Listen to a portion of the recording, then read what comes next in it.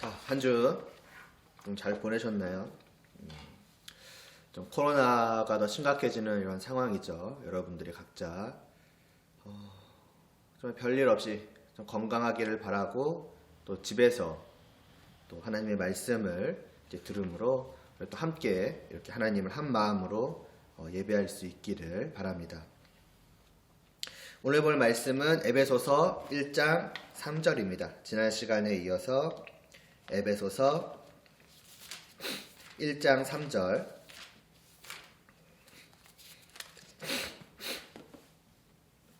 제 성경책으로는 신약성경 310쪽에 있습니다. 에베소서 1장 3절, 제가 하나님의 말씀을 봉독하겠습니다. 찬송하리로다. 하나님 곧 우리 주 예수 그리스도의 아버지께서 그리스도 안에서 하늘에 속한 모든 신령한 복을 우리에게 주시되. 기도드리겠습니다. 하나님 아버지, 이 시간도 저희가 말씀을 듣습니다. 에베소서를 통하여서 그 하나님의 비밀과 그 비밀을 우리에게 이루어 주시고 또 밝혀 주신 그 하나님을 저희가 알게 하여 주시옵시고, 정말 우리가 하나님 앞에 어떠한 마음과 또 자세와 또 행동을 가져야 할지를 알게 하여 주시옵소서. 정말로 하나님을 알고 기쁨으로 하나님을 섬기는 그러한 저희들 될 수 있게 하여 주시옵소서. 예수님의 이름으로 기도드리옵나이다. 아멘. 먼저 잠깐 지난 시간 우리 말씀을 좀 다시 한번 돌아보겠습니다. 에베소서를 시작하면서 에베소 전체적으로 어떤 내용인가에 대한 것으로 시작을 했었죠. 에베소서는 하나님의 그 놀라운 비밀에 관한 것이다 라고 했습니다. 하나님께서 태초부터 세우신 그 계획, 그리고 그 계획을 이제 이루시고, 그리고 그 이루신 그 계획, 말하자면 성취하신 그것을 우리에게 이렇게 베풀어 주신 것, 말하자면 이것이 하나님의 크신 비밀이다, 놀라운 비밀이다 라고 사도 바울은 이제 말씀을 이 에베소서를 통하여서 전하고 있는 것이고, 그리고 이것이 우리에게 베푸신 거잖아요. 그러니까 그 우리에게 베푸신 그것이 얼마나 은혜로운 것인지, 얼마나 복된 것인지를 우리에게 전하고 있습니다. 한마디로 하나님께서 우리에게 베푸신 그 구원의 복음에 관한 것이죠. 그리고 그 복음의 정말로 복됨에 관하여서 사도 바울은 알리고 있는 것이죠. 그리고 그래서 어떻게 전하고 있으니까 그냥 밋밋하게, 그러니까 무감각하게, 무덤덤하게 그냥 그러니까 사실을 그냥 나열하는 그런 느낌이 아니라 자신이 깨달아 알게 된 대로, 말하자면 자기가 느낀 대로, 말하자면 여기서 놀라운 비밀이라고 했던 거, 하나님의 은혜로우심이라고 했던 거는 그냥 수식어가 아닌 거예요. 그냥 어떤 글 속에 담겨있는 어떤 글을 수식하기 위한 수식어가 아니라 순전히 사도 바울 자기의 마음인 것이죠. 이것이 얼마나 놀라운가, 하나님의 말하자면 우리에게 베푸신 그 은혜가 얼마나 은혜로운가, 이 복음이 얼마나 복된 것인가, 자기가 먼저 깨달아 알게 된 그대로 우리에게 전하는 것이고, 왜 전할까요? 우리도 그것을 같이 알게 되도록, 말하자면 단순히 머릿속으로가 아니라 정말 우리의 온 인격으로, 우리의 마음, 우리의 영혼으로 느낄 수 있도록, 그렇게 알게 되도록. 그래서 지난 시간에 미각 얘기를 잠깐 했었습니다. 과자를 한 번도 엄청나게 맛있는 과자가 있다고 할 때 봉투 안에 있는 거를 그냥 먹어보지 않고 설명하는 것. 그래서 이 과자는 이런 맛이래, 이러이러하대, 이런 함유량이 어떻대, 이렇게 말하는 거는 과자를 진짜로 아는 게 아니죠. 알기는 알되 그냥 머리로만 아는 것이죠. 그 과자의 진짜 맛을 그냥 머리로는 알지만 그걸 안다고 하는 게 아니에요. 진짜로 안다는 것은 뭐냐? 정말 뜯어 먹어보고 그 맛을 진짜로 느끼고, 이런 맛이구나, 이렇게 맛있구나, 그것을 안다라고 하는 것이죠. 사도 바울은 지금 하나님과 그분의 복음에 관하여 그와 같이 알고 있는 것이고, 그리고 자기만 알기를 원하지 않는 거죠. 이 서신을 듣는 모든 성도들로 하여금 그와 같이 알게 되기를 바라는 거예요. 사실은 이미 알고 있어요, 성도라면. 왜냐? 성도는 이미 미각이 있는 사람이거든요. 흔히 아무튼 미각이 있는 사람이에요. 말하자면 하나님에 대해서 어느 정도 알고 이 복음을 이미 받아들인 사람이에요. 말하자면 과자를 맛본 사람이라고요. 그러나 더욱더 알게 되기를 원하는 거죠. 말하자면 그 맛의 깊이를 더 느낄 수 있도록 사도 바울은 그렇게 되기를 바라는 마음으로 전하고 있는 것입니다. 그래서 시작하면서 말씀을 드렸죠. 우리도 다 이와 같이 되기를 원한다고요. 이와 같이 하나님을 알고 이렇게 그 복음의 복됨을 정말 우리가 마음으로부터 영혼으로부터 느끼게 되기를, 그래서 진심으로 감사하고 감격하며 기뻐하는 그러하게 되기를 원한다라고 이 말씀을 통해서요 말씀을 드렸던 것이고, 이제 이런 전체적인 내용의 그 시작이 이제 지난 시간 1절과 2절 말씀이었습니다. 인사말이었죠. 보내는 사람, 받는 사람, 간단한 인사말. 이런 어떤 편지의 서식대로 그대로 전하되, 먼저는 보내는 사람, 바울 자신. 그러니까 내가 보낸다, 나 바울이 보낸다라고 이제 말하자면 쓴 거죠. 그러나 그냥 바울이라고만 하지 않고 자기의 소개를 덧붙입니다. 어떻게요? 먼저는 나 바울은 누구다? 사도이다. 사도는 보냄을 받은 사람이죠. 누군가가 그분을 보내서 그분의 일을 하는 사람이에요. 자기의 생각, 자기의 일을 하는 게 아니라, 자기 말하고 싶은 거 하는 게 아니라 오직 보내신 그분께서 원하시는 말, 원하시는 일, 그걸 하는 게 사도인 것이죠. 그럼 누가 보내셨는가? 바로 그리스도 예수다. 그러니까 그리스도 예수의 사도시라는 것이 바로 바울 자신의 정체성인 것이며 동시에 이 서신의 정체성이기도 한 거죠. 이 서신, 그러니까 바울의 모든 사역, 이 서신 포함해서 그거는 자기의 일, 자기 생각대로 하는 무언가를 하고자 함이 아니라 오직 그리스도, 나를 보내신 그리스도 예수께서 원하시는 그 바를 하는 것이고, 이 서신 역시도 그리스도 예수께서 나를 통해서 여러분들한테 전하고자 하는 바를 내가 좀 전하는 것입니다. 이런 것입니다. 그러니까 사도 바울의 말로, 바울 개인의 말로 들어야 되는 것이 아니라 그분을 보내신 그리스도 예수님의 말씀으로 이 서신을 듣는 사람들은 받아야 하는 것이죠. 그리고 그에 더해서 그 뒤에 하나님의 뜻으로 말미암아 사도가 되었다라고 덧붙이고 있습니다. 자기가 그냥 원해서 내가 오늘부터 그리스도 예수의 사도가 되겠습니다, 이렇게 해서 주님 나를 보내주세요, 이런 게 아니라 하나님께서 사도 바울을 그리스도 예수의 사도로 정하셨고 세우셨고, 그래서 그리스도 예수를 통해서 보내게 하셨다라는 것이죠.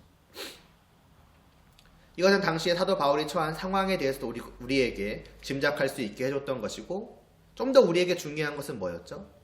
이 하나님이 제일 뒤에 나왔다는 것. 뭐냐? 그러니까 사도 바울 자기에 대한 소개로 시작하는 것처럼 보였지만은 결국 그 끝에는 누구인 거예요? 하나님이신 거예요. 그러니까 이 서신을 받는 사람들로 하여금 처음에는 사도 바울을 보게끔 하는 것처럼 보였지만은 결국 그들의 시선을 누구에게로 향하게 하는가? 하나님께로 향하게 하는 것이었다. 하지만 그것을 우리가 느낄 수 있었던 것이죠. 암시하는 것처럼 보여지는 것이죠. 사도 바울의 목적이 어디에 있는 것인가? 결국 자기 자신에게 있는 것이 아니라 그리스도의 사도로서 하나님께로 향하게 하는 것에 있다. 사도 바울의 어떤 그 목표, 삶의 방향, 사도로서의 그 모든 것은 하나님께 꽂혀 있는 것이죠. 하나님을 향해 있는 것이죠. 그리고 이것이 사도만 그래야 하는가? 사실은 그렇지는 않은 것이죠. 그 부분도 좀 우리가 생각을 또 이제 했었죠. 일단 아무튼 그런 거예요. 그래서 이처럼 그리스도 예수의 사도된 바울은 하나님을 결국 소개하고 있는 것인데 누구에게 소개를 합니까? 이제 그게 받는 사람이죠. 성도에게. 그렇죠? 성도는 어떤 사람입니까? 너희 성도들아. 그럼 우리는 누구인 거예요? 성도, 곧 거룩한 자들, 곧 구별된 사람들. 성도라는 말의 의미는 그것입니다. 구별된 자들이라는 의미예요. 이전까지 있던 것과 지금의 나의 어떤 위치가 달라진 거. 이전까지 내가 여기에 있었다면 거기서부터 나는 따로 이렇게 떨어져 나온 거예요. 아니, 누군가가 나를 떼어내신 거죠. 그래서 이렇게 자기의 것으로만 구별을 하신 거예요. 특별하게. 그게 성도라는 것이죠. 그럼 어떻게 구별되었으며 누구에게로 구별되었는가라고 할 때에 이어지는 말씀이 첫 번째로 신실한 자들. 그러니까 성도란 신실한 자들이라는 거예요. 구별된 자들은 어떻게 구별되었느냐? 신실하다. 믿음이죠, 믿음. 믿는다는 거. 믿음으로 말미암아 구별되었다. 이전에 있던 곳에서 따로 구별되어지게 된 그 유일한 방법은 믿음이라는 거예요. 다른 것이 없다는 것이죠. 누구에게로? 누구를 믿어요? 뒤에 나오죠. 그리스도 예수 안에 있는 자들. 그 믿음의 대상은 그리스도 예수이라는 거죠. 예수님을 믿음으로 말미암아서 우리는 구별되는 것이고 동시에 누구에게로 구별되는가? 역시 그분. 내가 믿은 그 예수 그리스도 안으로 들어오게 된 거예요. 이전에는 그 밖에 있었던 거였죠. 그러나 내가 예수님을 믿음으로 말미암아 이제는 그분 안으로 들어오게 된 것이고 그분께로 속하게 된 거예요. 그분과 특별한 관계가 되었다는 것이죠. 그게 성도이다. 그런 자들에게 하나님을 소개하고 있는 것이죠.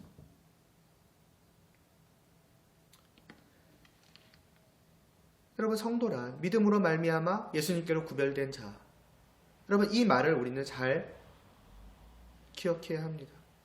그리고 여러분, 이 변화는 그냥 어떤 내가 이전에 여기 있다가 지금은 이 자리에 있어라는 어떤 그냥 위치만 변화된 게 아니에요.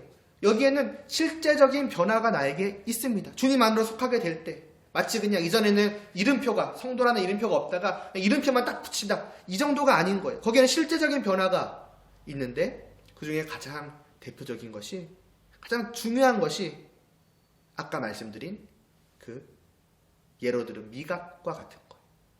이전에 주님 밖에 있을 때는 미각이 없었어요. 말하자면 맛볼 수가 없었어요. 느낄 수가 없었어요. 뭐를? 하나님과 그분의 비밀의 그 맛을. 말하자면 하나님이 얼마나 은혜로우신 분인지를 나는 전혀 몰랐고 알 수가 들어도 몰랐고 이 복음의 복됨을 들어도 전혀 맛보지 못하는 거예요.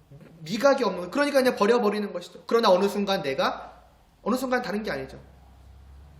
믿음으로 말미암아 주님께로 속하게 된 그 순간 나에게는 미각이 생겼어요. 아니 사실 정확히는 이미 미각이 생겼기 때문에 어느 순간 내가 이 말씀을 믿게 된 것이고 그래서 주님께로 속하게 된 거예요. 그 미각으로 비유한 거를 성경으로 말씀하자면은 새로운 생명이라고 말씀하고 있어요.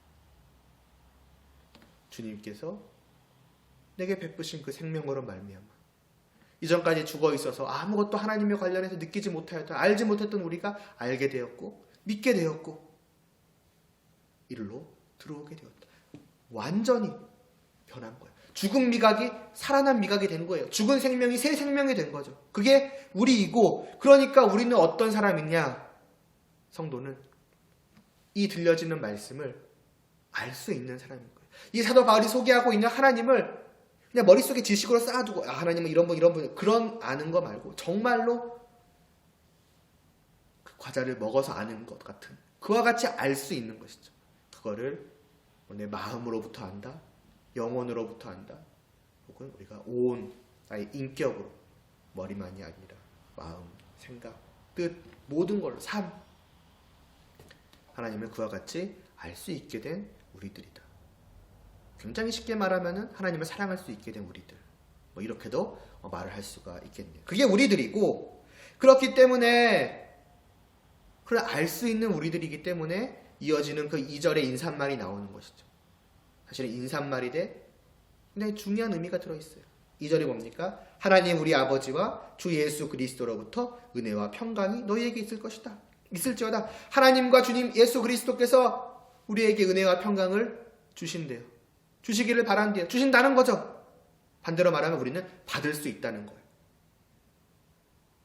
더 말하자면은 좀 다르게 말하자면 그걸 맛볼 수 있는 사람들이라는 거예요.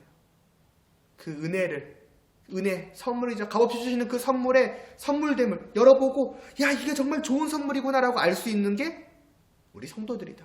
주님 안으로 속하게 된 자들이고 미각을 갖게 된 자이고 새로운 생명을 얻은 자이다. 새로운 생명을 가진 채로 보니까 이게 너무나 좋은 거라는 걸 아는 거죠. 그 은혜의 은혜됨을. 새로운 생명을 가지고 새로운 미각을 가지고서 이거 맛보니까 이게 얼마나 맛있다는 것을 알 수 있는 거예요. 그렇게 되기를 원한다. 더욱더 그렇게 되기를 원한다. 그 은혜가 뭐다? 평강이다. 누구와의 평강? 누구와의 평화겠어요? 바울이 소개한 하나님에 대한 하나님과의 평강이겠죠. 그것을 맛보기를 바란다. 늘. 그러니까 맛본다는 게 그냥 맛만 보고 그 말이 아니죠. 가득 살짝 맛보기. 우리는 이제 맛보기라고 하면 좀 그런 의미가 있지만 그런 거 말고 정말 가득 맛보기. 다 먹기를. 다 받아서 그 맛을 충분히 완전히 다 느끼기를. 날마다. 이게 이제 지난 시간 우리가 보았던 서론격인 말씀이죠. 인사말이었고. 그리고 이제 어떻게 보면 이제 본론으로 들어가겠죠. 그럼 이와 같은 성도들을 향하여서 사도 바울이 제일 처음에 무엇을 말하는가? 어떻게 보면 지금까지는 중요한 내용이었지만 안부 인사예요. 어찌되었든 시작이에요. 그럼 이제부터는 하고자 하는 말이 시작이 되겠죠. 그 첫 마디, 이제 오늘 보는 말씀입니다. 첫 마디가 무엇입니까? 3장 제일 앞에 찬송하리로다로 시작을 합니다. 찬송. 이거는 결국 바울 자신의 찬송일 거예요. 나는 찬송 드린다. 이런 말일 거예요. 그러나 동시에 바울 자신만의 찬송이 아니라 다 같이 하자고 촉구하는 거예요. 나와 함께 찬송을 드리자. 너희들아 나와 함께 찬송하라. 이런 사도 바울의 첫 마디인 것이죠. 이게 첫 마디예요, 여러분. 누구에게 하는 첫 마디입니까? 성도들, 이 서신을 받은 자들에게 하는 첫 마디라는 거예요. 결국 너희 성도들아 나와 함께 다 같이 찬송을 드리자. 이게 가장 먼저 사도 바울이 성도들을 향해서 하는 말인 거예요. 그렇다면 생각을 해봅시다.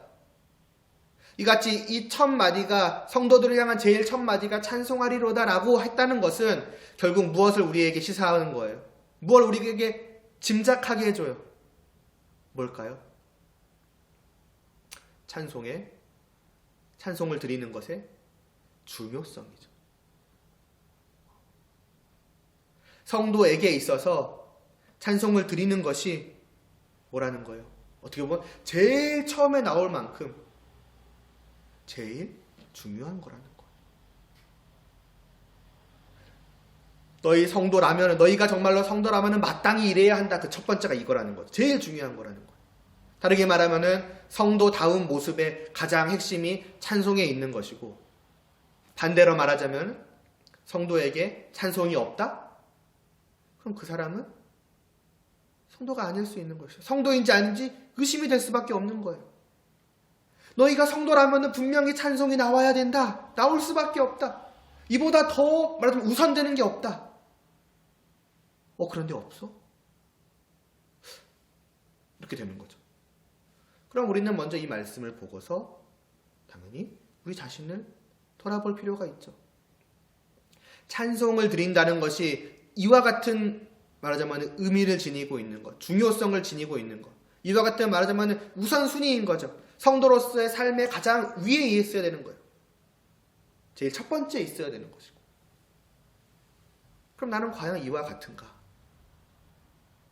내게서 찬송이 이와 같이 나오고 있는가? 찬송이 내 정말 그런 위치에 자리 잡고 있으며 자연스럽게 그래서 내가 나오고 있는가? 찬송을. 난 이렇게 생각하는가? 드리는가? 만약 그렇지 못하다면 무엇을 의미하는가? 나는 과연 어떤 사람인가?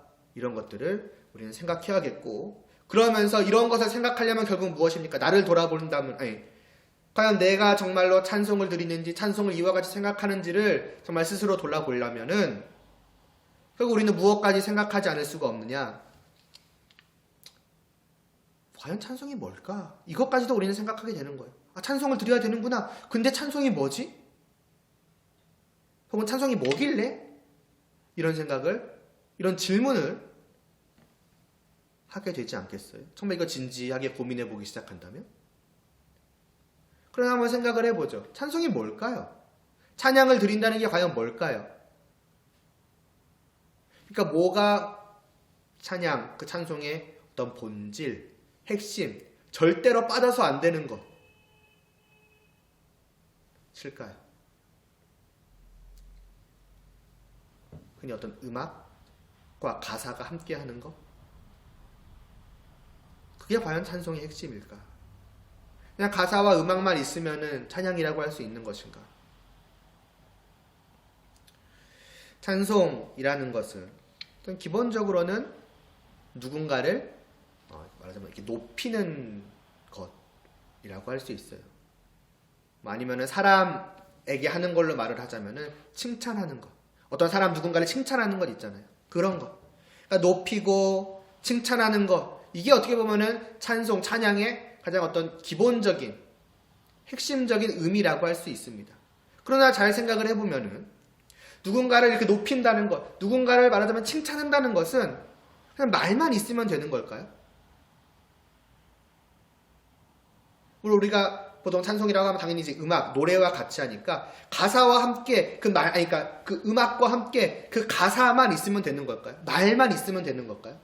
칭찬하는 그 내용만 있으면은 그것으로 찬송이 되는가? 그렇다면 우리는 늘 찬송을 드리고 있죠. 왜 실제로 우리는 와서 말을 하니까. 그러니까 그 노래를 하잖아요.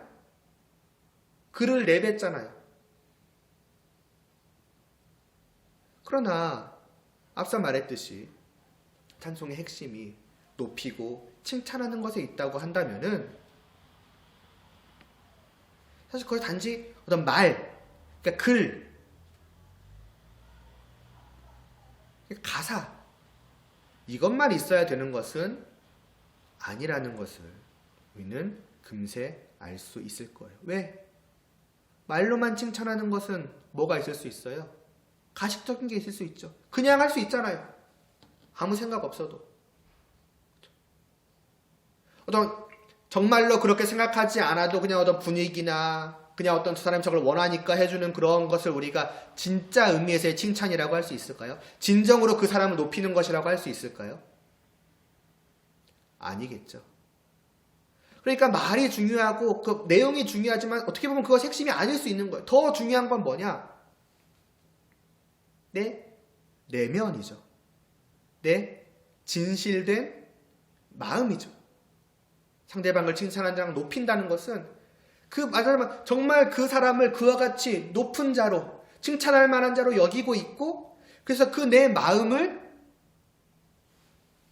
내 입술의 말에 담아서 표현하는 거예요. 그냥 입술의 말은 그냥 담아서 표현하는 것이지 사실 그 핵심은 본질은 어디에 있는 거예요? 내 마음에 있는 거예요. 내 마음에. 그 내용은 단지 입술의 말에 있는 것이 아니라 내 마음에 있는 것이죠. 그게 말하자면 나오게 되는 거예요.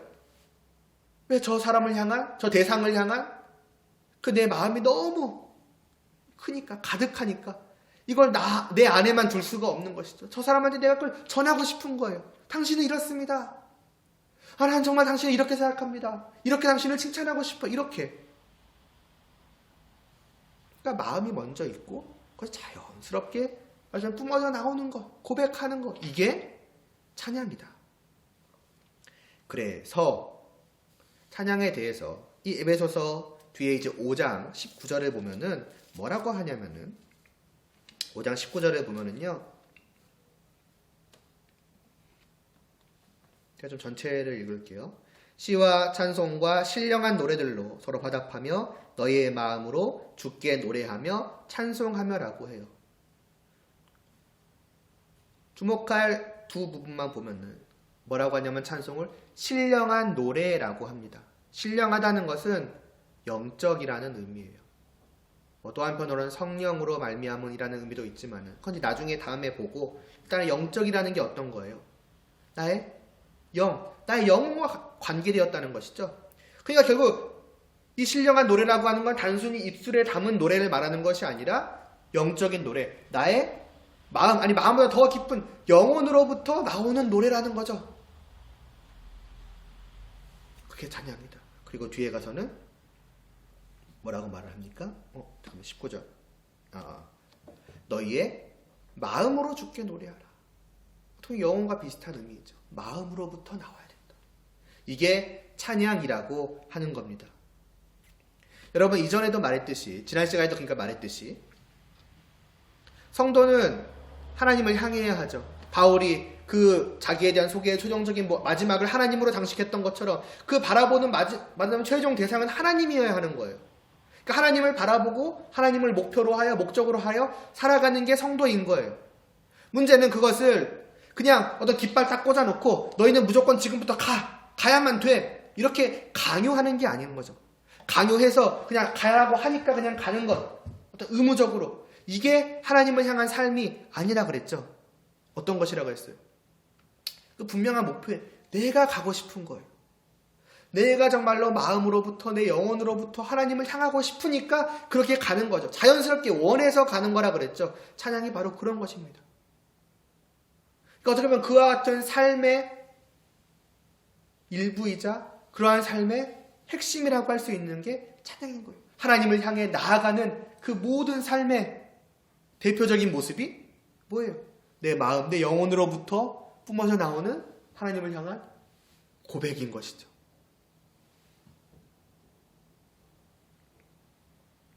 찬양이 이와 같습니다.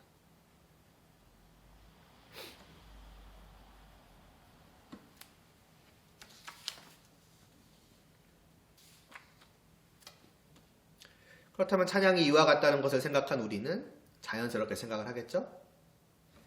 첫째, 누구를 찬양해야 되나? 그 대상. 이미 사실 다 말을 했죠. 그러나 어쨌든 대상, 그리고 왜 찬양해야 하는가? 그 이유. 말하자면 내 안에 그 마음이 있을, 내 영혼에 그와 같은 하고 싶어서 어찌할 줄 모르는 그 분명한 이유가 있어야 될 거 아니에요. 그 두 가지가 나와야겠죠. 그래서 찬송하리로다라고 말한 직후에 사도 바울은 이제 그것들에 대해서 전하고 있습니다. 첫째로 찬송하리로다 누구를? 하나님을. 다시 1장 돌아가서요. 1장 3절로 찬양의 대상이신 하나님을 소개하고 있습니다. 다시 한번 우리의 마음, 우리의 영혼으로부터 터져 나오는, 우러나오는 그 말하자면 높임을, 사람으로 말하자면 이제 칭찬을, 하나님께 이제 감히 칭찬한다는 말 쓰기 좀 그러니까요. 사람에게 할 때 이제 칭찬이고, 이제 그와 같은 것을 해야 할 대상이 누구인가 했을 때 오직 하나님이시라는 거예요. 반대로 말하면은 성도는 하나님을 그와 같이 늘 생각을 해야 한다는 것이죠. 성도는 이래야 하는 사람인 거예요. 그 마음에, 그 영혼에 정말 하나님이 가득 차 있어야 되는 거예요. 대상으로서의 하나님, 그리고 그 하나님을 찬양할 만한 이유가 가득 차 있어야 되는 것이죠. 그건 결국 하나님이 어떤 분이신지로까지 연결이 될 것입니다. 그렇다면 생각을 해야죠. 과연 나는? 이제 찬양에 대해서 생각을 했으니까. 찬양이 이와 같고 그 찬양의 대상이 하나님이시라면, 그래서 그 찬양의 대상이신 하나님이 내 마음, 내 영혼에 정말 가득 자리 잡고 계셔야 하는 것이라면은 나는 하나님을 그와 같이 생각하고 있는가? 내 안에 하나님은 그와 같이 자리하고 계시는가? 이게 성도라고 하는데, 이게 구별된 자라고 하는데 과연 나는 어떠한가를 여러분 스스로 생각을 해보셔야 합니다.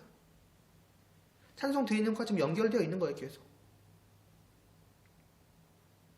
다르게 말하면은 하나님에게 그런 마음을 가질 그 이유죠.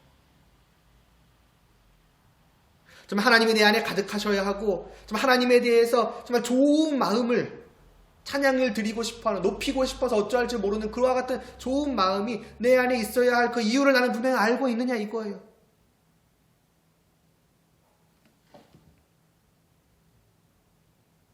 달리 표현하면은 나는 하나님을 어떤 분으로 알고 있지? 이걸 여러분 생각을 하셔야 됩니다. 나는 하나님을 알고 있는가? 그리고 어떤 분으로 알고 있는가? 그리고 진짜로 알고 있는가? 사실 마지막에 어떻게 보면 핵심 중에 핵심이라고 할 수 있어요. 정말로 알고 있는가? 왜냐? 말씀을 지금까지 여러분이 쭉 들어왔기 때문에 대답하라고 하면은 나름대로 얼마든지 대답할 수 있을 거예요. 하나님은 이런 분이시고 저런 분이시고 이래야 되고 이래서 이래야 되고. 문제는 그게 내 마음, 내 영혼에 자리 잡고 있느냐 이거예요.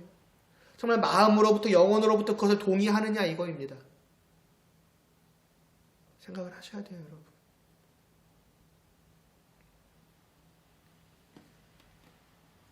그리고 이제 바울은 그런 질문이 당연히 우리는 해야 되니까. 그리고 바울은 어떻게 보면 지금까지 말씀을 통해 그 질문을 우리에게 던진 거예요. 너희는 하나님을 이와 같이 여기고 있느냐? 너희 마음에 이러하느냐? 그러한 이유가 있느냐? 그러면서 이제 그 답을 주고 있습니다. 왜 하나님을 찬양해야 하는가? 왜 하나님에게 그러한 마음이 있어야 되는가? 그 이유가 무엇인가? 맞아, 그 답을 우리에게 지금 주고 있는 것이죠. 그러니까 결국 3절, 그게 이제 3절 뒷부분이거든요. 그러니까 결국 3절은 뭐냐?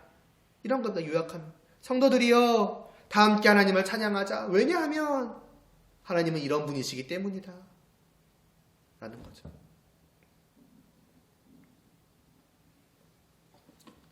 어떤 분이신지는 이제 곧 볼 거고, 당연히. 잠깐 생각을 해보죠.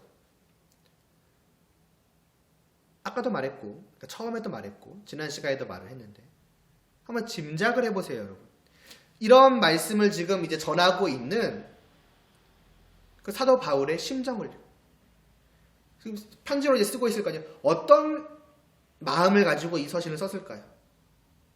그냥 계속 반복해서 말하지만 담담하게 여러분, 기계처럼 여러분, 따각따각 하나님을 찬양해야 합니다.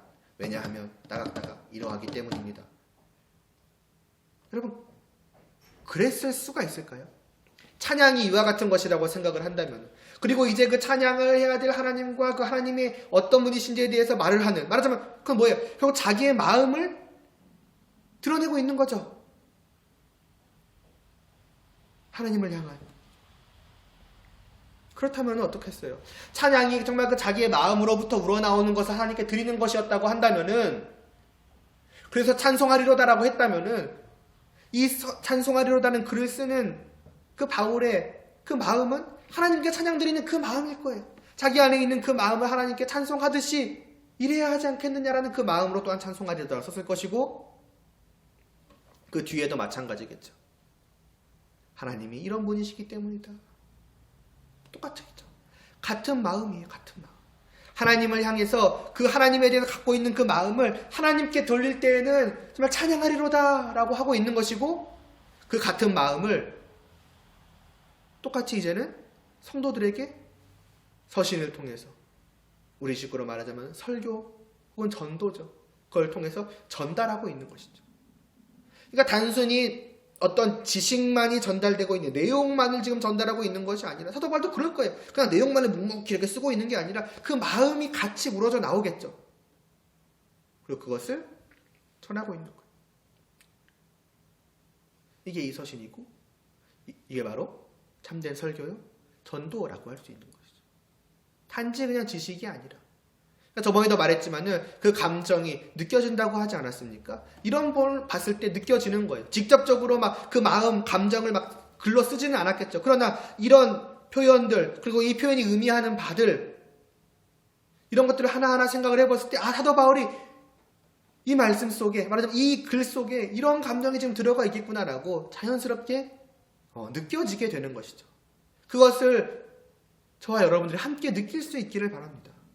그래서 우리는 이 말씀을 어떻게 봐야 되는가? 그냥 하나님에 대한, 복음에 대한 어떤 논리적인 그냥 지식을 그냥 쌓아가는, 그렇게 받아들이는 것이 아니라, 바울도 그냥 그렇게 전하고 있는 게 아닌 거잖아요, 지금. 그렇게가 아니라 정말 우리의 마음, 우리의 영혼이 여기에 반응해야 하지 않겠는가?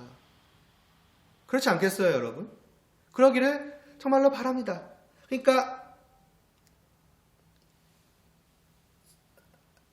아까 말했나요? 성도는 이미 맛을 본 사람이죠. 맛을 볼 수 있는 사람이고, 그래서 맛을 본 사람이죠. 성도가 되었다는 것 자체가. 그렇죠? 그러면 그런 우리가 어떻게 보면 이 주어지는 내용과 그 안에 담긴 마음을 통해서 다시 한번 사도 바울과 함께 맛보고 있는 거예요. 또 이렇게 들음으로써 맛을 보는 거죠. 다시 한번 맛보고, 그러면서 어떻게 더 깊이 맛을 보게 되고, 더 깊은 맛을 깨달아 알아가게 되고, 이렇게까지 우리가 복된 거였구나, 이런 거. 하나님이 이렇게까지 말하자면은 굉장하신 분이고 높임을 받으실 만한 분이셨구나. 말하자면 그 마음에 느끼는 어쨌든 깊이, 이런 것들이 우리 안에 더 이렇게 커져갈 수 있게 되기를 바라는 것이고, 그래서 그 감정을 느끼며 저렇게나 맛있는 건가? 내가 저번에 맛봤을 때는 이 정도는 아니었는데 한 번 더 맛봐야지. 저렇게까지 맛있는 건가? 또 먹어봐야지. 이런 우리가, 그래서 같이 그 맛을 느껴갈 수 있는 우리들이 되기를 정말로 간절히 바랍니다. 여러분만 그래야 된다는 것이 아니라 저도 그러기를 원하는 거예요. 저 자신조차도. 생각을 해보면은 바울이 지금 이와 같이 느끼고 있는 것만큼의 정말 조금이라도 내가 느끼고 있는가 했을 때 아닌 것 같은 거예요. 말하자면 제가 맛본 것과 맛보고 느낀 것과 바울이 맛보고 느낀 게 너무나 달라 보이는 것이죠. 차이가. 이렇게까지였는가? 점점 더 도달해 가야 하지 않겠습니까? 저 자신도 정말 그러기를 바라는 마음으로 다시 한번 이 말씀을 보고 또 준비하고 여러분들한테 전하고 있는 것입니다. 여러분들도 그렇게 되기를 또 이러한 것을 우리가 목표로 더 우리가 진지하게 말씀을 들었으면 좋겠어요. 이미 그러고 계실 거라고 생각을 하지만은. 자, 그럼 이제 그 뒷 내용이 나오겠죠. 하나님, 그 대상이 나왔으니까. 이유. 하나님이 어떤 분이시기에 이거죠. 어떤 이유로 찬양을 받으셔야 되는가? 먼저 사도 바울을 소개합니다. 바로 그 뒤에 하나님 곧 우리 주 예수 그리스도의 아버지시라고요. 사실은 찬양의 이유에 대한 소개라기보다는 하나님이 누구신지, 관계적으로 어떤 관계에 있으신 분이신지에 대한 소개라고 할 수 있죠. 그래서 직접적인 찬양의 이유는 이 뒤에 나옵니다. 하나님에 대한 소개 1, 하나님에 대한 소개 2라고 하면 사실 여기 나와요. 그럼 이거는 그냥 보고 넘어가면 되는가? 그렇진 않아요. 왜? 왜냐하면은 찬양 받으실 하나님에 대해서 소개를 하잖아요. 그런데 그 소개 속에 누가 있는 거예요? 하나님과 어떤 특별한 관계를 맺고 계신 다른 한 분에 대해서 또 소개를 하고 있는 거죠. 그쵸? 그럼 이것이 무엇을 의미하는 걸까요? 찬양을 받으셔야 할 그 대상은 분명히 하나님이신 것은 맞는데, 그러나 하나님과 함께 찬양을 받으실 분이 같이 계신다. 그러니까 우리는 함께 바라봐야 된다는 거예요. 찬양의 대상을. 그러니까 말하자면 사실 1절에서부터는 쭉 같이 나왔었지만은 말하자면 하나님만을 생각한다고 하면은 우리는 이렇게 보고 있는 거야. 말하자면 하나님을 찬양의 대상으로서 나의 삶의 목적으로서 하나님을. 그러나 사도 바울은 우리의 시야를 더 넓히는 거죠. 이렇게만 보는 것이 아니라 더 봐야 돼. 이렇게. 맞아, 이렇게 하나님만 딱 가리워 있는 것처럼 보다가 이렇게 넓히는 거예요. 그래서 하나님과 하나님만 계시는 줄 알았는데 하나님과 함께 또 계시네. 같이 우리의 시야에 들어놓는 거죠. 그래서 하나님을 소개하면서 그분과 특별한 관계는 그분을 함께 소개하고 있는 겁니다. 찬양하라라고 하면서 찬양하라 하나님을, 그러면서 이분 이렇게 되는 것이죠. 함께. 그분이 누구십니까? 예수 그리스도이시죠. 사실은 1절에서부터 계속 말해왔던, 그러니까 1절에서부터 계속 하나님과 예수님을 같이 말해왔던 것은 사도 바울이 그냥 우연이 아니에요. 어쩌다가 한두 번이 아니라 그래야만 하기 때문에, 늘 그래야 하기 때문에 계속해서 같이 말씀을 하고 있었던 것입니다. 하나님은 언제나 이 예수 그리스도와 함께 언급되셔야 되는 분, 함께 바라보아야만 하는 분인 것이고, 동시에 예수 그리스도께서도 언제나 하나님과 함께 언급되셔야만 하는 분, 함께 바라봐야 하는 분, 그렇게 우리에게 지금 소개를 하고 있는 거예요. 좀 더 확장을 해서 사실 우리가 누구까지 봐야 돼요? 성령님까지도 같이 봐야 되죠. 더 이렇게. 하나님은 삼위일체 하나님이시죠. 성부 하나님, 성자 예수님, 성령님. 이 세 분이시면서 동시에 그러나 한 분이시다. 한 분 하나님이시다. 그렇죠? 이게 우리가 아는 하나님의 참된 모습이죠. 구약의 백성들은 말하자면 이렇게, 그 당시에는 이제 비밀이었으니까 가려진 채로 보았다면, 이제 신약에서 하나님은 이 비밀을 활짝 열으셔서 하나님 자신이 이러한 분이시라는 것을 우리에게 밝혀주지 않으셨습니까?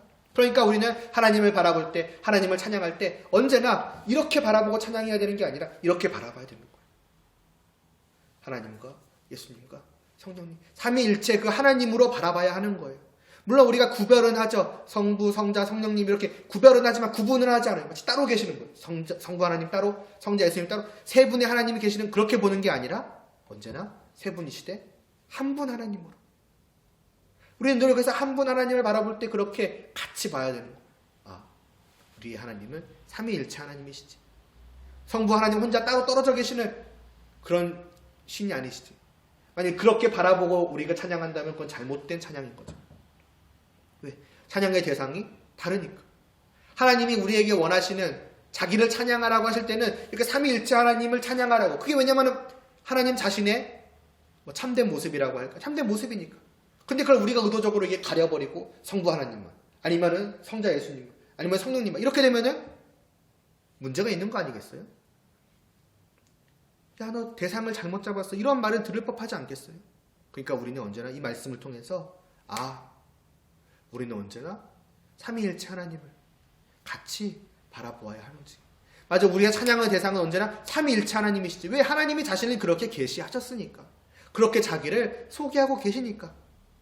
말씀을 통해, 사도 바울을 통해서. 먼저 우리는 그러니까 대상을 분명하게 해야 되는 거예요, 여러분. 그러니까 찬송하리라 다음에 하나님 곧 예수 그리스도 아버지라고 말씀하고 있는 게 굉장히 중요한 것이죠. 누구를 찬양해야 될지를 더 확실하게 알려주는 거니까요. 그래서 중요한 것이고. 그러면서 이제 우리 분명히 다시 한번 하면서 이 하나님의 관계, 하나님을 중심으로 한 이 관계에 대해서 말씀하고 있는 조금 더 생각을 해보죠.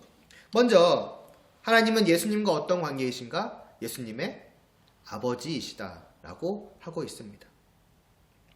이 두 분의 특별한 관계가 화면에 이 두 분의 어쨌든 아시겠죠? 두 분의 특별한 관계는 어떤 관계다? 하나님과 아버지와 아들의 관계이다.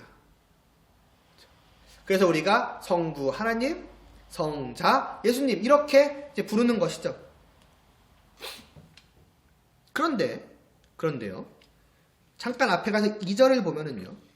2절 제일 처음에 뭐라고 나옵니까? 하나님, 우리 아버지라고 하고 있어요. 우리는 누구입니까? 성도들이죠. 그러니까 하나님은 동시에 성도들의 아버지도 되신다는 거예요. 그럼 하나님은 우리의 아버지도 되시는 것이고 예수 그리스도의 아버지도 되신다는 거죠. 그럼 결국 우리나 예수 그리스도나 그리고 한 아버지를 아버지로 부르는 다를 바 없는 사람들인가? 존재들인가? 어떻게 보면 동등한? 대등한? 라고 할 때에 우리는 그것이 아니라는 것을 알죠. 같은 하나님을 같이 아버지라고 부르지만 분명히 예수님과 우리 사이에는 차이가 있습니다. 그 차이가 뭐죠? 예수님은 하나님의 친아들이세요. 하나님의 그래서 하나밖에 없으신 아들, 독생자라고 부르죠. 그러니까 이 예수님은 하나님의 친아들로서 하나님이 아버지이시니 예수님 자신도 뭐겠어요? 같은 하나님이신 거예요. 사람의 아들은 사람이죠. 하나님의 아들은 하나님이신 거예요. 하나님, 뭔 뜻입니까? 신이죠. 신이란 뜻이죠. 하나님은 이름이 아니에요. 신이에요. 신이라는 그 말을 세 글자로 표현한 거예요. 그러니까 성부 하나님이 신이신 것처럼 그분의 친아들이신 예수님도 똑같이 신이시다. 사람과는 전혀 다른, 차원이 다른 그러한 분이시다. 말하자면 예수님만이 하나님과 같은 분이라고 말할 수가 있는 것이고 그런 예수님만이 홀로 어떤 누구의 도움도 필요 없이 그 홀로의 자격으로 하나님을 아버지라고 부를 수 있는 거예요. 마치 제가 예를 들어 제 아버지한테 아버지라고 할 때 누군가의 도움이 필요하지 않잖아요. 야, 너 그러면 안 돼. 어떻게 저분을 너의 아버지라고 불러? 그럴 수 없잖아요. 나는 그분을 아버지라고 부를 자격이 있는 거예요. 왜? 진짜 아들이니까. 그분으로부터 났으니까. 예수님도 마찬가지이신 거죠. 예수님만이 친아들로서 그분을 하나님이라고 부를 수 있는 진정한 자격을 가지고 있는 겁니다. 예수님께서 그래서 하나님을 아버지라고 부르실 때 감히 하나님을 아버지라고 부른다는 말을 할 수가 없는 거죠. 그분께는 당연한 거예요. 문제는 우리에게는 그것이 사실 당연한 것이 아니다. 아니겠어요? 왜? 하나님은 하나님 신이시고 우리는 사람이에요. 그 차이를 이렇게 표현할 수 있죠. 하나님은 하늘에 계신 분, 우리는 저 땅에 있는 사람. 땅에 있는 그 존재가 어떻게 저 높으신 저분을 감히 아버지라고 부를 수 있겠는가? 원래대로라면 그것은 있을 수가 없는 일인 거예요. 상상도 못할 일인 것입니다. 그런데 2절에서 처음 우리는 우리 아버지라고 부를 수 있죠. 왜 그럴까요? 3절에 방금 우리가 읽은 그 말씀에서 우리는 힌트를 찾을 수 있고 사실은 1절에서도 힌트를 찾을 수가 있어요. 1절에서 뭐라고 합니까? 성도는 어떤 사람들이다? 그리스도, 예수 안에 있는 사람들이다. 그렇죠? 그러니까 우리는 결국 뭐인 거예요? 그러니까 하나님의 참된 아들 대신 예수님 안으로 들어와서 예수님께 속함으로써 비로소 하나님을 아버지라고 부를 수 있는 겁니다.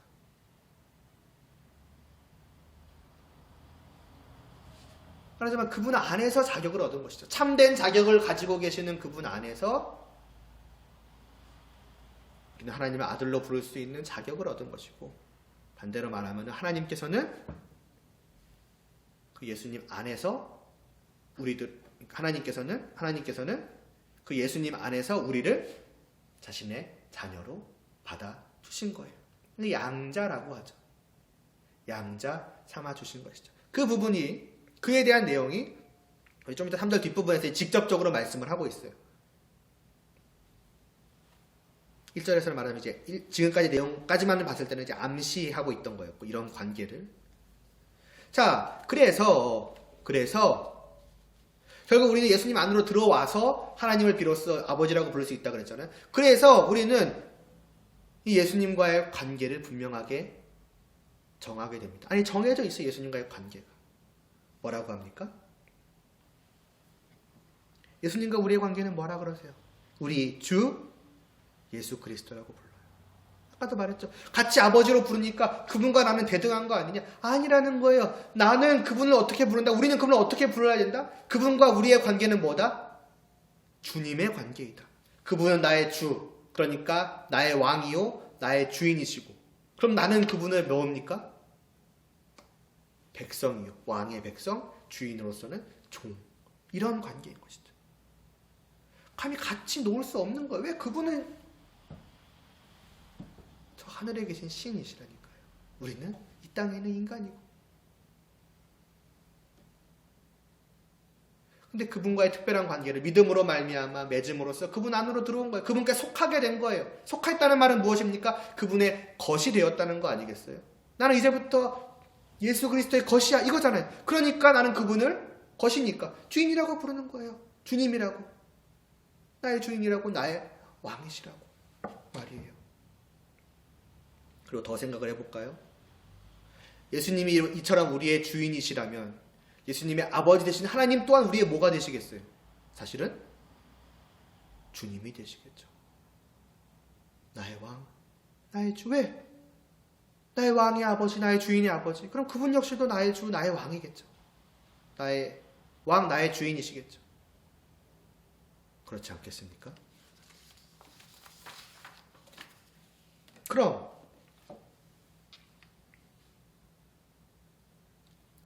이렇게 우리가 이제 예수님을 주님이라 부르고 결국 하나님도 주님이라고 부르는, 그게 본래의 관계라고 할 수 있지 않겠어요? 그럼 이 관계, 우리가 하나님과 그의 아들 예수 그리스도와 맺은 이 나의 주 되시는 그 관계란 어떤 걸까요?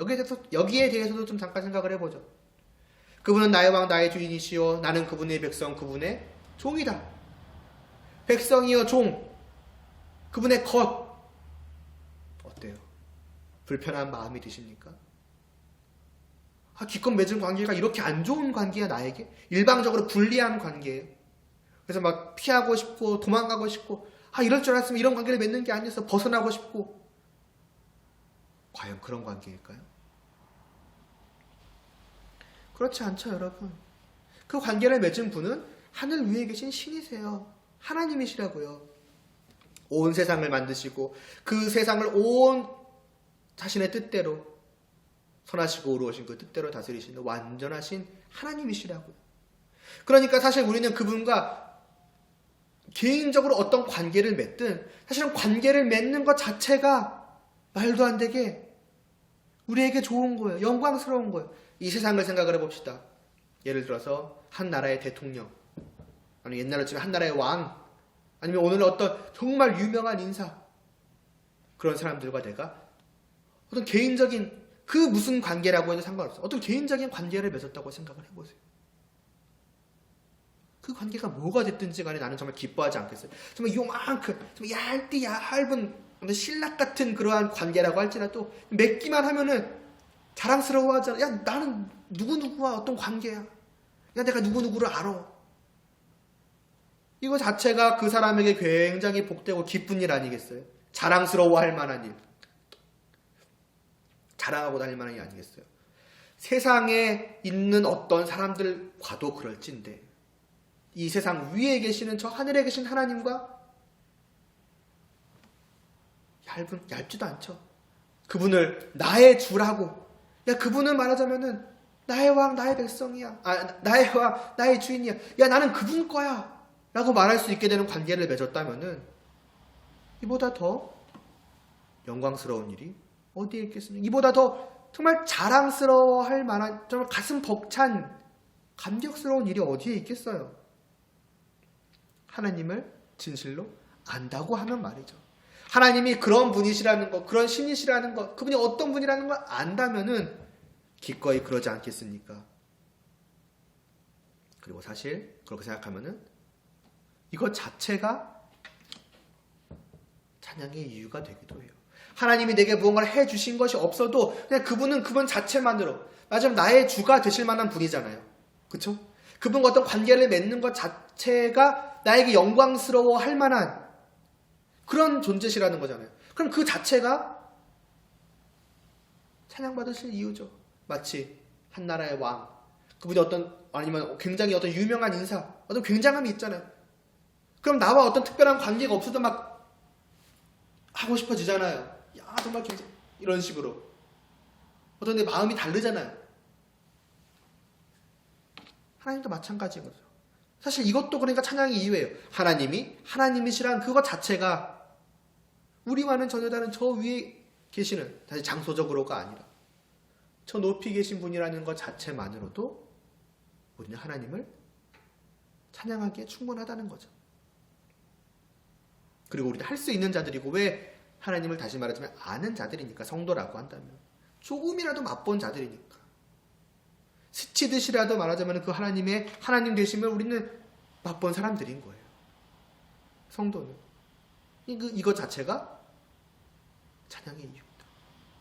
잠깐 맛봐도 야, 하나님이 이런 분이시네. 그럼 그것이 내 마음에 가득할 것이고, 그러니까 하나님을 향해서 하나님 정말 하나님 되심이 너무 굉장하십니다. 물론 하나님 되심이라는 것은 그 신 되심에 대한 어떤 있잖아요. 전능하시고 전지하시고 이런 것들을 조금이라도 안다면 기꺼이 찬양을 드리고자 하겠고, 심지어는 어때요, 여러분?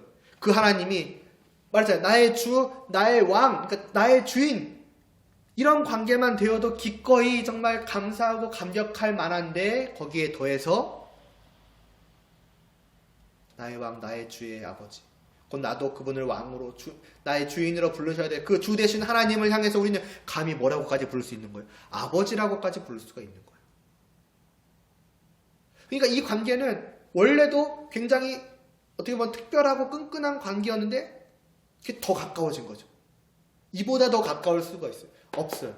그 어떤 관계를 나의 아버지라고 부를 수 있는 부모와 자식 간의 관계보다 더 가깝다고 할 수 있겠어요? 저 말하는 높이 계셨던 분이 나의 주, 나의 왕이라고 부름으로써 연결되었으며, 그냥 이렇게만 있어도 좋은데 심지어는 나의 아버지까지 되어주셨다는 거예요. 그래서 우리는 그분에 대해서 고백하기를 하늘에 계신 우리 아버지라고 부르죠. 하늘에 계신데 우리 아버지이신 거예요. 나는 땅에 있는데. 그러니까 어때요? 더 감격스러울 수밖에 없죠. 더 기쁘고 더 즐거울 수밖에 없죠. 그래서 이 마음이 가득하니까 조금이라도 있어도 마찬가지겠지만 찬양이 자연스럽게 흘러나올 수밖에 없는 거예요. 하나님은 하나님이십니다. 찬양 받으십시오. 심지어는 하나님이 하나님이신데 그 하나님이 나의 아버지가 되어주셨다니요. 찬양 받으시옵소서. 나올 수밖에 없는 것이죠. 그런 찬양의 이유를 뒤에서 말씀하고 있는 거예요. 직접적으로. 뭐라고요? 찬송하리로다 하나님, 곧 우리 주 예수 그리스도의 아버지께서 그리스도 안에서 하늘에 속한 모든 신령한 복을 우리에게 주시되라고요.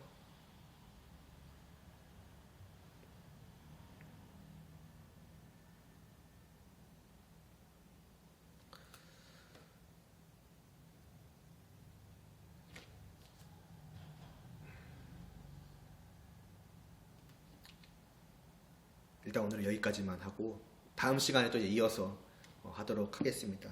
이 부분부터. 사실 이미 거의 다 이미 다 들어있어요. 사실 이미 지금 맨 마지막에 읽었던 하늘에 속한 모든 신령한 복을 그리스도 안에서 하늘에 속한 모든 신령한 복을 우리에게 주셨다는 그 말씀, 지금까지 말했던 걸 어떻게 보면 한마디로 요약한 거라고 할 수 있어요. 지금까지 설교한 내용들. 이 부분은 다음 시간에 이것과 함께 또 그 뒤로 이어서 말씀을 오늘 일단 여기까지 전하도록 하겠습니다. 부디 여러분은 어떠신가요? 이 말씀을 듣고 이 말씀을 믿고 깨달아 알 수 있기를 진실로 바랍니다. 여러분의 삶에 정말 찬송이 어떤 의미예요? 어떤 중요성이에요? 여러분의 마음속에 하나님이 과연 어떤 분으로 계세요? 어떻게 얼마나 자리를 하고 계세요? 그리고 찬송이 이와 같다면, 하나님이 그와 같다면, 여러분 우리도 기꺼이 찬송하는 것이 마땅하다고 생각하지 않으십니까? 맞아, 하나님이 이런 분이셨지. 정말 찬양해야겠네. 이런 마음이 흘러나오지 않으세요? 이런 하나님 향한 내 마음을 고백해야지. 하나님 받아주세요. 기쁨으로, 즐거움으로, 감격으로 내 어떤 가득 찬 마음에 휩싸여서 찬양하고 싶어지지 않으십니까? 그것이 성도요.